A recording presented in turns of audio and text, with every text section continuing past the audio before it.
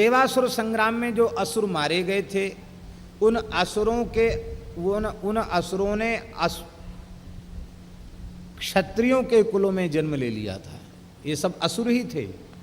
क्षत्रियों के कुल में जन्म लेकर भयंकर पाप करने लगे थे। उनके पाप के भार से पृथ्वी पीड़ित हो गई और ब्रह्मा जी की शरण में गई। ब्रह्मा जी ने भगवान की प्रार्थना की। भगवान ने नरनारायण रूप में प्रकट होने का आश्वासन दिया। नरावतार अर्जुन हैं और नारायण अवतार साक्षात भगवान श्री कृष्ण हैं। इन दोनों के द्वारा भूभार का हरण किया गया।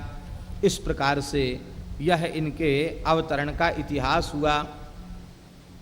अपनी अपनी इच्छा के अनुसार सबने जन्म ग्रहण किया है। और ये देवासुर संग्राम, महाभारत का युद्ध भी एक प्रकार से देवासुर संग्राम ही है, क्योंकि एक तरफ भगवान नारायण हैं, देवता हैं, और दूसरी तरफ असुर हैं। इस तरह से यह भी एक देवासुर संग्राम ही था। मरीचि आदि महर्षियों के वंश का भी बड़ा विस्तार से वर्णन है। अदिति के पुत्र देवता किस प्रकार से हुए इसका वर्णन है। और इसके बाद दक्ष कन्याओं का जो बड़ा पवित्र वंश हुआ, उस दक्ष कन्याओं के वंश का वर्णन है। इन दक्ष कन्याओं में जो है गो माताएं प्रकट हुई हैं, इन सब का भी वर्णन है।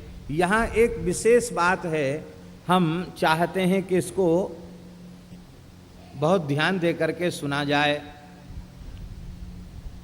ये महाभारत के संभव पर्व के अंतर्गत 65वें अध्याय का श्लोक है। प्रायः इस प्रकार के वाक्यों पर ध्यान कम जाया करता है, लेकिन मूल ग्रंथ के पारायण से यह लाभ होता है कि उसमें ऐसे विशिष्ट स्थलों पर ध्यान रह जाता है। बहुत ध्यान से सुनने वाली बात है, क्योंकि हम लोग किसी भी प्रकार से प्रत्येक प्राणी के भीतर गो भक्ति की प्रतिष्ठा करना चाहते हैं। जब तक सभी के भीतर गो भक्ति की प्रतिष्ठा नहीं होगी, गो उपासक सब लोग नहीं बनेंगे, तब तक भारतवर्ष की वास्तविक उन्नति संभव नहीं है। तब तक इसका चारित्रिक विकास संभव नहीं है। तब तक भारत अपने भारत के स्वरूप में प्रस्तुत होगा, यह संभव नहीं है। यहाँ एक विशेष बात कह रहे हैं व्यास जी। अमृतम ब्राह्मणा गावो गंधर्वाप्सरसस्तथा अपत्यम कपिला यास्तु पुराणे परिकीर्तितम। शुरभि की ही पुत्री हुई कपिला, कपिला गाय। और कपिला की संतान कौन कौन है? बोले अमृत भी कपिला की संतान है, अर्थात अमृत गाय से ही प्रकट हुआ। इसका तात्पर्य है भारतीय देसी गाय के मूत्र में अमृत है, गोमय में अमृत है, दूध में अमृत है, दही में अमृत है, घी में अमृत है, उसके रोम रोम में अमृत है। अमृत तत्व कपिला गाय से ही प्रकट हुआ, व्यासी लिख रहे हैं। अमृत की उत्पत्ति गाय से है।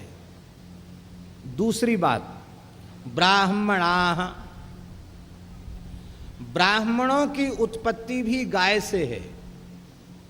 व्यासी कहले अमृता ब्राह्मणा और गावः, उस आदि गौ कपिला से ही गोवंश उत्पन्न हुआ। अनेक प्रकार की गायों की प्रजातियां उत्पन्न हुई। इसका मतलब है महाराज जी, अमृत, ब्राह्मण और गाय, इनकी माता एक ही है। इसलिए महाभारत में लिखा है गौ और ब्राह्मण का कुल एक है। एक में ब्रह्मा जी ने हविष्य की प्रतिष्ठा की, तो दूसरे में मंत्रों की प्रतिष्ठा की। गायों में हविष्य की प्रतिष्ठा की और ब्राह्मणों में मंत्रों की प्रतिष्ठा की। इसलिए धेनूनाम चैव विप्राणाम कुलमेकम द्विधा कृतम